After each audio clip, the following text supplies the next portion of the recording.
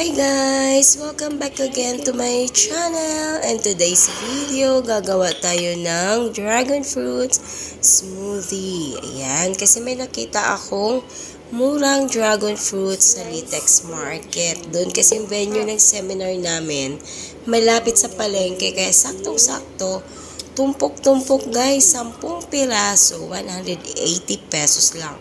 Nakuha ko siya ng 180 pesos, samantalang last Sunday, bumili kami sa Batangas, tatlo, 150. Sobrang mahal. So, yan. Dahil napapasarap ako sa pagkain ng dragon fruits, tinignan ko yung mga health benefits niya. So, rich in fiber. Ayan.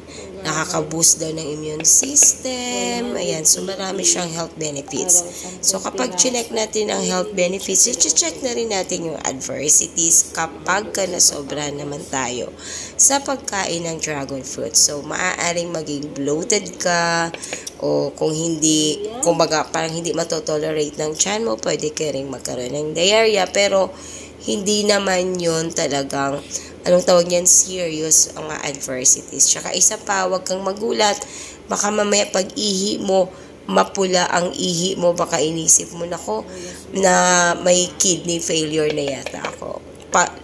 Isa yun sa mga side effects ng eating too much dragon fruits, lalo na yung red. Yan yung ginagawa kong smoothie, red dragon fruits. Kasi na-try ko, nung nakita ko, na-shock ako, akala ko ano nang nangyari, bakit mapula yung aking urine. So, mga after, yung second na punta ko sa CR, hindi na. So, ibig sabihin, sa dragon fruit lang pala talaga yon. Kaya chinek ko siya kaagad kasi kung isabay sa mga side effects. And fortunately, isa nga siya sa mga side effects.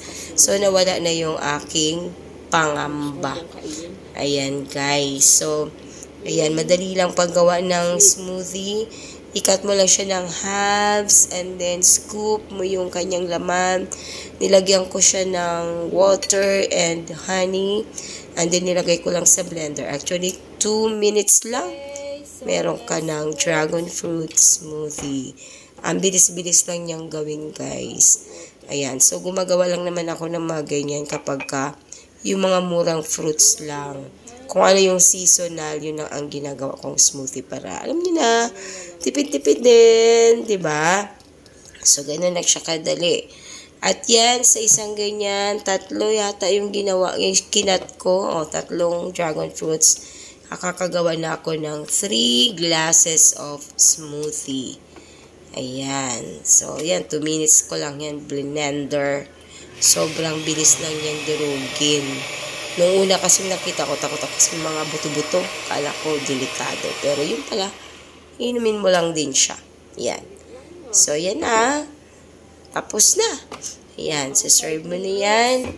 At manamis-namis na siya kasi nga, nilagyan ko ng honey. Pero yung, kung ayaw mo naman lagyan ng honey, natural sweet lang, okay lang din. Masarap pa rin siya. Ayan. Thanks for watching, guys. See you again my next video and my next discoveries and travels. Bye. That's all for this video. See you again. Have a nice day. Love, love.